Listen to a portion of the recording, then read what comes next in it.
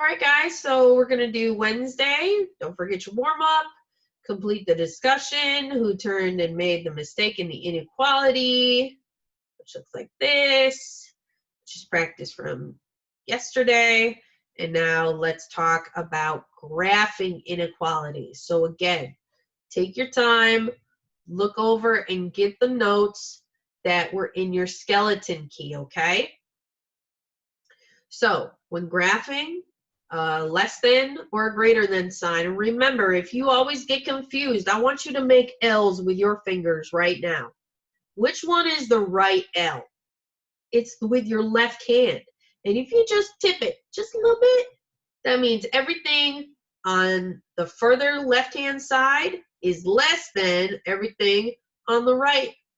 Okay? So that's how you know that that's less than. Okay? Just a little help. But when we graph less than or greater than signs, we always use it with an open circle. When we graph less than or equal to or greater than or equal to signs, we always use a closed circle because that means that that point on the line can in fact be a solution in the solution set. When we do less than or equal to with that open circle, that means that it's somewhere close to there is starting of the solutions, but not that particular number in the solution set, okay? All the solutions to inequalities are contained in the solution set. Set notation is a way of writing the solution set of an inequality as well as the domain and range of a graph. Remember, domain are all of our X values, and I want you to write this underneath, X values, or write it next to it, and range are all of our Y's. Well, you're going to say, Miss D, how am I going to remember that? Oh, God, why am I writing range? Duh.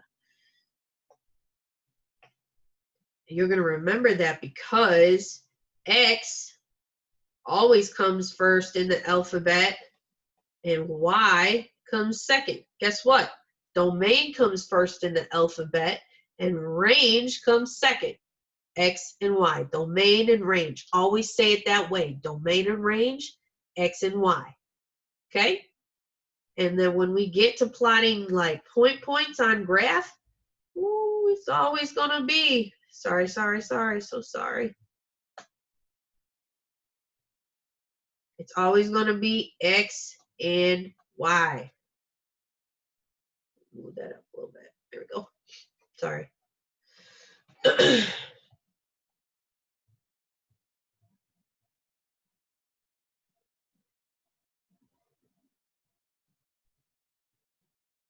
Go away. All right, so let's try and graph some of these, shall we?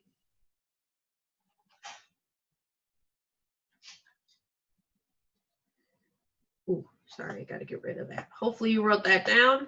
Actually, we got to write down that other thing. So for set notation,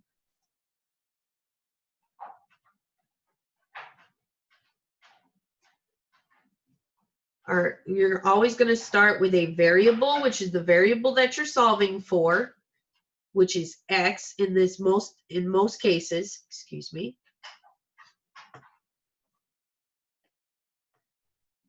And then once you write X, you're going to draw a line, and then you're going to draw the answer. So say we're solving, and we get that the solution set is 22, and that is our answer.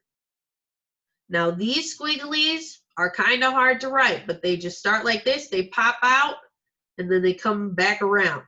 So go ahead and practice doing set notation. They look ugly. I haven't written them in a year. Just practice.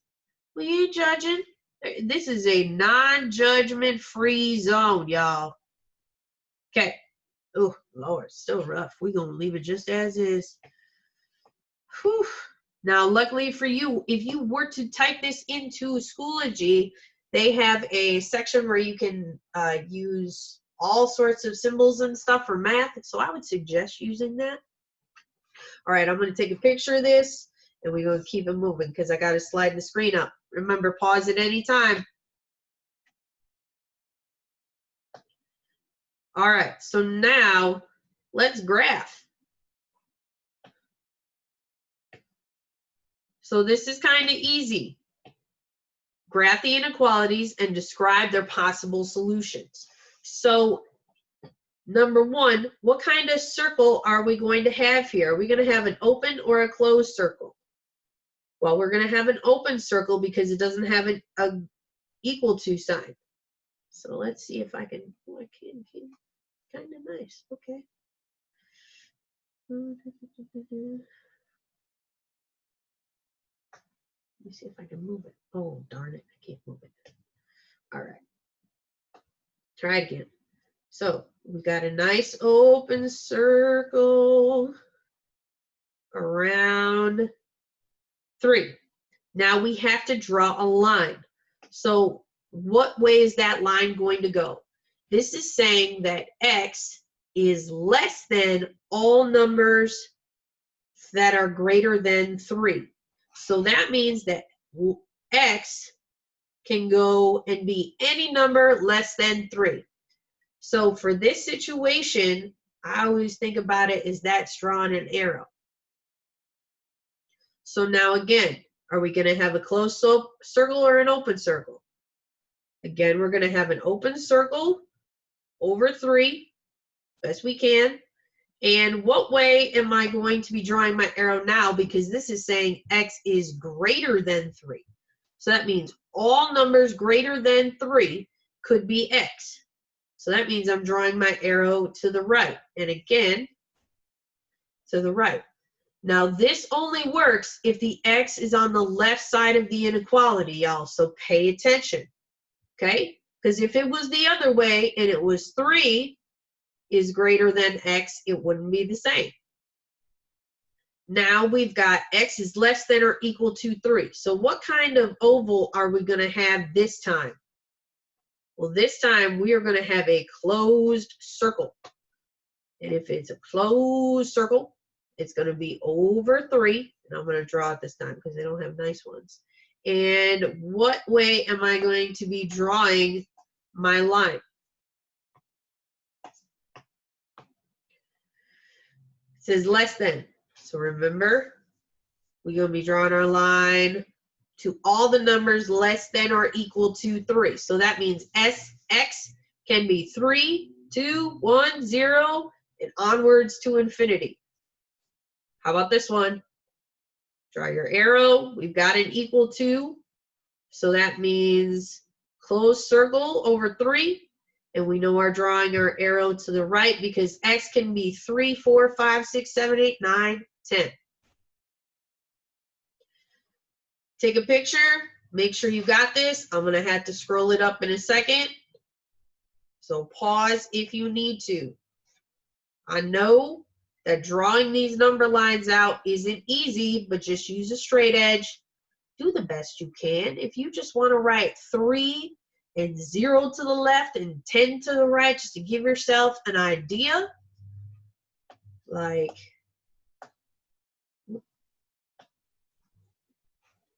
this. Draw your number line. Do this. 3, 0, 5. We'll do 5. And then draw your circle and draw your arrow. Y'all, it ain't got to be beautiful as long as you can read it and you can understand it. Let me know if you need, like I can provide some sheets that you can probably print out, and I know some of you don't have printouts. If you need anything, let us know because we can always leave stuff at the front desk. You just got to tell us. All right, it's going away. It's getting deleted. All right, let's scroll up. Solve the inequalities below and then graph them on the number line. So we adding it all together now. We doing our steps to solving equations, and then we graphing them. Let's combine it, baby.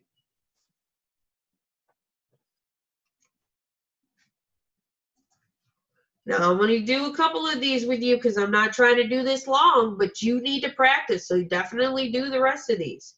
So let's see. Let's just do this one because it looks confusing, because that kind of looks like a double line. I'm not sure what that looks like, but this is an 11. So first step, got to get our numbers. We ain't got distributing. We don't got like terms. We don't got fractions. So we got to move either our variables or our constants. Well, we only got one variable and it's here. So on the left-hand side. So that means we're going to be moving this 1 to the other side. It's a positive. We subtract. And whatever we do to one side, we have to do to its like term on the other. Cancel out. We didn't do anything with that 2x. Now we didn't multiply, nor did we divide by a negative number. So our sign stays the same. What's 11 minus 1? It's 10, y'all. Are we done? No, we are not. There's still a number in front of that x. So to be done, we must divide. And we are dividing by a positive number. So that means our sign stays the same. They cancel out. So 2 is less than or equal to, what's 10 divided by 2? 5. So now let's graph it. Is this going to be an open circle or a closed circle, folks? Closed, because it's got that equal to symbol. And which way are we drawing that arrow? We are drawing that arrow that says x is any number less than or equal to 5 on the number line. That's it. We use all of our steps to solve an equation to graph. Okay? So try to do the other 3 on your own. I'm going to pause. I'm going to stop this video actually, we're just going to go right into the other one. So take a picture. I'm taking a picture. Here we go. Last one for the day. Last page, special cases of inequalities solutions. What happens if the variable cancels out? Ooh, what does happen if the variable cancels out, y'all? Well, we still have, like we did with equations, we either going to have no solution, but this time we're going to have all real solutions, okay? So let's see what that looks like. We're going to use our steps to solving an equation. So I'm going to draw my arrows to everything that I know I got to multiply. Luckily for me, I ain't got to do nothing on this side, thank goodness. Negative 6 times 1, negative 6. Negative 6 times 7. I know I'm going to bring that k down. And I know anytime a negative times a positive is going to give me a negative. So what is negative 6 times 7? Negative 42. Oh, that is ugly. I should have waited and wrote it all out together. Negative 42k. Okay, so now we're doing positive 7 times 1. Well, positive 7 times 1 is plus 7. And positive 7 times 6k is a positive 42k.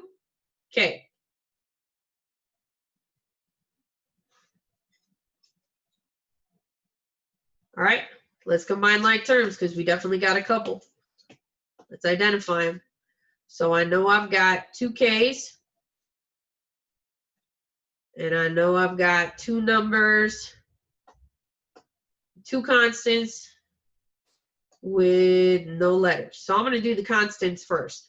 So you can either do negative 6 plus 7, but I like to do positive and then subtract. So what's 7 minus 6? 7 minus 6 is 1. All right, so now let's deal with our numbers or our coefficients and our variables. So what is 42k minus 42? Well, 42 minus 42 is 0, Mr. Franco. Guess what? When we combine those disappear.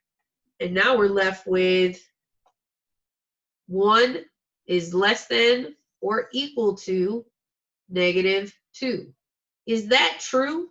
If you got 1 in the bank, do you have $1 in the bank? Do you have less money or equal money to somebody who has negative $2 in the bank? No, you don't. And remember, when we don't like it, We draw an upside down happy face because there is no solution. It is not true. Box in your answer. You are done.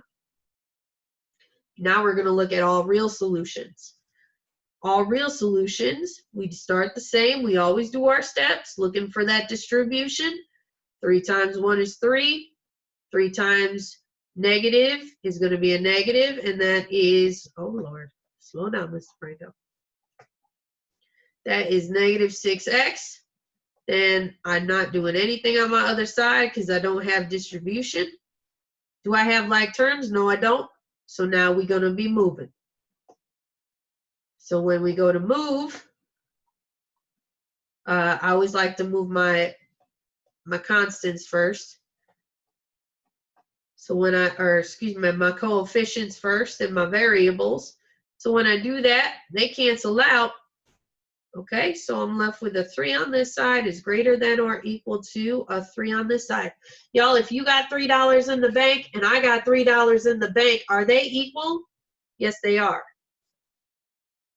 They are all real solutions. And all real solutions, oh, excuse me, actually, let's not draw that U.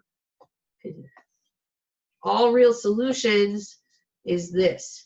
2 lines, and then you make an R out of it like that. I know it looks funky, but that is how math people write all real solutions. So now you know.